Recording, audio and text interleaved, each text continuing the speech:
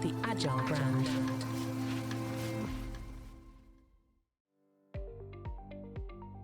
Welcome to the B2B Agility Podcast, where we look at the factors that drive success in B2B marketing, with a focus on the people, processes, data, and platforms that make B2B brands stand out and thrive in a competitive marketplace.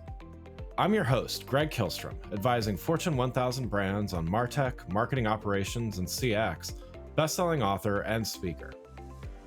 Before we get started, I wanted to let you know that my latest book, Priority is Action: 7 Principles for Better Strategies, Decisions, and Outcomes, is now available. In it, I give ideas and insights for leaders and teams that need to make meaningful progress on their priorities. After all, our priorities are what we do, not what we say we'd like to do. You can find Priority is Action on Amazon or learn more on my website, gregkihlstrom.com. Now let's get on to the show. Just a note before we get started. This episode ran earlier on my other podcast, The Agile Brand, but I thought it was a great fit for this B2B focused show as well. I hope you enjoy. Business to business, or B2B marketing, presents a unique set of challenges and has often been treated as a completely different marketing practice from business to consumer or B2C marketing. But there's one important thing to remember, and that is that all of the business customers are also B2C customers outside of their work life. Today, we're going to talk about B2C expectations in a B2B world and how consumer expectations can be managed and even exceeded in a B2B environment. To help me discuss this topic, I'd like to welcome Chris Costello, Executive Vice President, Worldwide Strategic Accounts at Amazon Business. Chris, welcome to the show. Thanks, Greg. Yeah, looking forward to talking about this with you. So why don't we get started by you giving a little background on yourself as well as your role at Amazon Business? Sure. I've been in the B2B tech space my entire career. I've held roles in sales, marketing, product, tech. I've done offer development, operations, led mergers and acquisitions, business development, and I've had global assignments. I've worked with customers from the most complex multinationals to small to medium business to retail. I've often sought out roles in emerging services, startup type areas, and hyper growth environments. And in my current role at Amazon Business, I'm proud to lead the amazing teams that serve the Fortune 1000 customer base. Great. So let's get started by talking about what I talked about in the intro, those B2C expectations and how they come into play in the B2B environment. So to set the stage, let's talk about some of the traditional challenges in the B2B environment. In other words, why isn't the B2B customer experience always the same as a B2C one for some companies? Yeah, user experience definitely differs based on customer need. And I'll use the Fortune 1000 customer base that I serve in B2B. And this customer set typically are looking for capabilities like integration with their existing procurement systems where they've already made investments, integration with their single sign-on security software. These customers have a need for detailed analytics to identify their spend patterns. They have a need to track their spend against their diversity and sustainability goals. And many times these customers are also looking for higher volumes in terms of the amount of things that they order and or how they want to receive it. They want things delivered perhaps on a loading dock, right? And or to thousands of remote work locations. And so it's a more complex set of logistics than the box that is delivered to your front door as a consumer. Another difference in customers that I work with is many of them have a requirement to negotiate contracts and or submit requirements through a formal RFP process. So very, very different than B2C in that sense. Yeah, definitely. Yeah, in some cases it's just the same thing, but to a larger degree, and in some cases, completely different challenges like the RFP thing. Do you think that B2B customer expectations are changing to be more based on expectations in their non-work lives, or has this always been the case? I have observed B2B customers having a higher bar for simplicity and speed, especially over the last couple of years with COVID, with supply chain constraints, and with working from anywhere. And, our experiences in our personal lives with innovation advancements have made our lives easier, right? And I think about, I buy things from a mobile app. I get, my delivery in a couple of days from many of my consumer experiences. I love the prepaid shipping return labels. Mhm. That is, something that is valuable to me. The fact that people are getting their groceries and dry cleaning delivered to their homes, the ability to print stamps online, pay bills and access their statements online, the fact that you can view your home from your security camera from your mobile device while you're on vacation.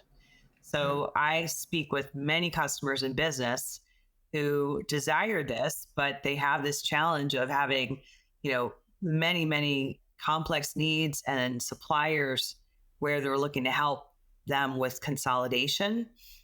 They're looking for access to a wide selection of products across categories, and they want visibility of their spend. They want compliance. They want cost savings. So they have these unique and pretty complex needs, but they're looking for the really frictionless way to transform the user experience. And I've heard many customers specifically say in the B2B space that I work in, the customers that I serve, that they want an Amazon-like experience in business. Yeah. And so definitely, I'm sure those B2B brands, they're listening to shows like this and reading about all these expectations and hearing even from their customers that these expectations exist. But what's the biggest challenge, or maybe challenges, for these B2B brands that are trying to meet those expectations? Like why are they sometimes unable to? Yeah, I'll share a use case of a customer that I'm working with now. And this is a B2B customer, and they're looking to scale and simplify the procurement needs of their employees. And they have 300,000 employees all over the world. And each end user has their own preferences, their own unique requirements. And in working with this customer, we're together finding that the key is the balance of creating this user experience that's empowering and flexible to the end user, but also to the decision makers and the leaders and the administrators of the overall project. They have a set of requirements for control, and they also need to hit their cost savings goals. But what we're working on is an experience so that all of the end users of that 300,000 employee base across the world, it appears as if we just made their lives easier with this excellent and frictionless user experiences and all kinds of choices. And what my team spends time on is working with customers to make their end user experience frictionless. And part of that is seamlessly integrating with the day-to-day tools that these employees are using and the processes that they're used to interacting with on a day-to-day basis, so that they don't have to learn something new or slow down productivity. And what we're finding is that we're able to meet the control goals, the governance goals, the cost savings goals, and at the same time creating this frictionless user experience. And long are the days where, I'm using procurement as an example here, but long gone are the days where procurement wants to come down with the hammer and make things hard for employees to do business, because it just slows down results and ultimately affects the top and bottom line numbers. If you're like me, it's hard to keep up with all the trends, fads, and critical concepts that marketing and CX leaders need to know about. To help, I've partnered with some of the world's most notable thought leaders to create the Agile Brand Guides book series. These are short reads, 3 hours or less, on important topics like generative AI, customer data platforms, MarTech infrastructure evaluation, customer journey orchestration, agile marketing, and more. They're available in print, digital, and audio formats, and quickly get you up to speed on critical topics for marketing and CX leaders and aspiring leaders to understand. Search for Agile Brand Guides on Amazon, or go to the Agile Brand Guide website at www.agilebrandguide.com. That's agilebrandguide.com for more. Before we get back to the show, I just wanted to remind you to hit the follow or subscribe button on your app to make sure you get notified when new episodes of this show are available. Now let's get back to the show.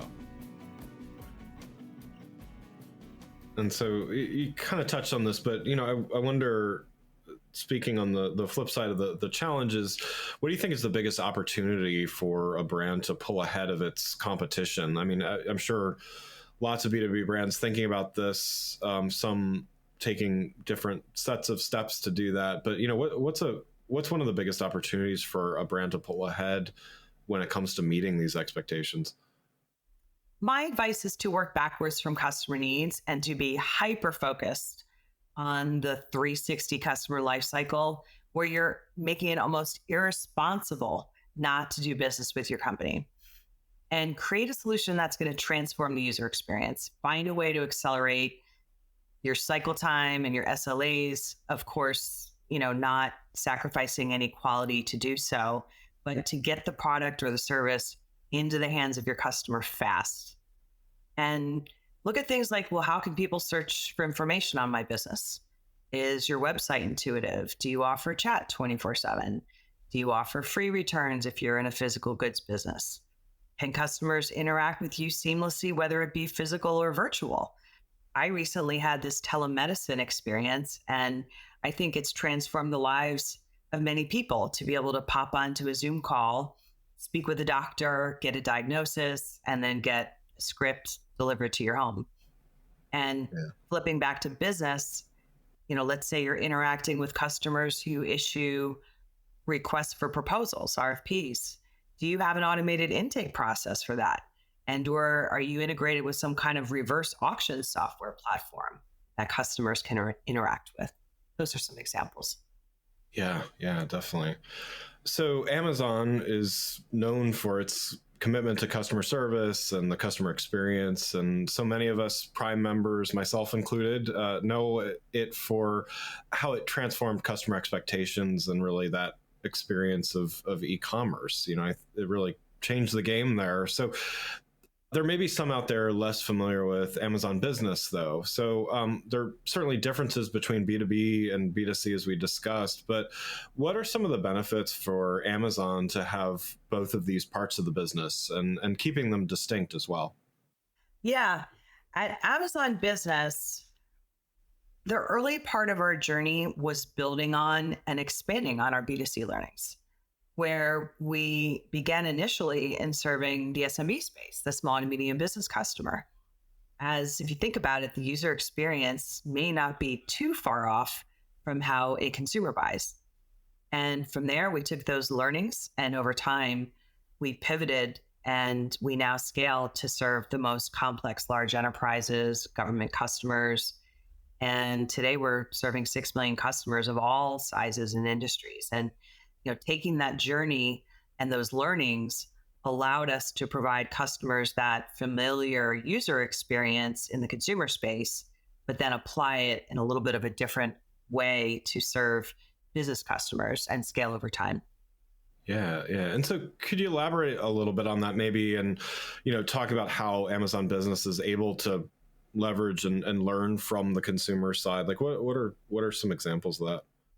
Sure. So similar to offering vast selection, so many different types of, products that you can choose from, competitive pricing, and then of course the fast free shipping that we're known for our Prime members. We carry a lot of those learnings onto the business side. And we also offer a similar user interface and a mobile application.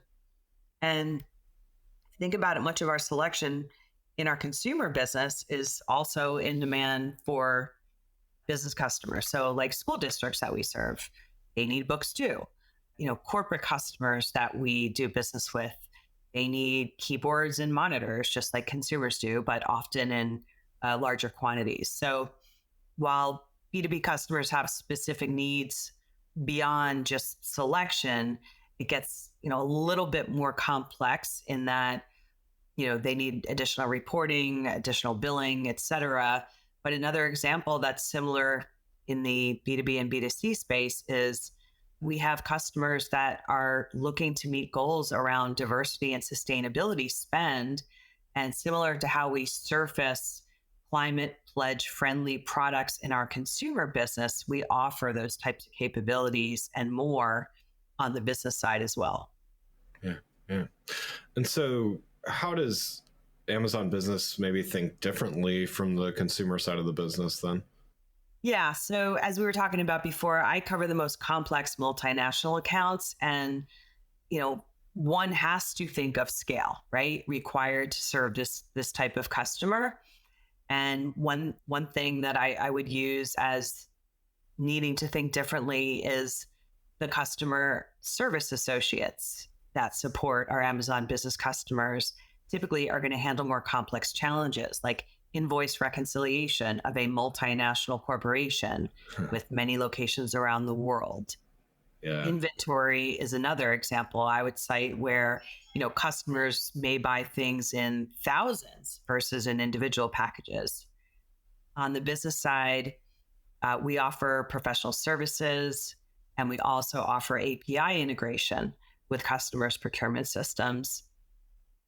And finally, we tailor our solutions to the needs of certain verticals. We found that, working with different industries such as healthcare, financial services, retail, and government industries all have a very unique set of requirements. Yeah, yeah. Well, Chris, thanks so much for joining the show. I've got one last question before we wrap up here. So you've given a lot of great advice and insights already, but what's one piece of advice you'd have for B2B brands that are experiencing this gap we talked about, the gap between customer experience that their customers want and what they're experiencing? What would your advice be to them in the months ahead? Yeah, the number one piece of advice is define your target market, because you can't be all things to all companies initially as you think about this transformation. Work back from customer needs of that target market that is chosen. If you're serving B2B of all shapes and sizes today in all industries, that's okay. Maybe you're a 100-year-old business. It's going to take some time to pivot. And so maybe you start with SMB.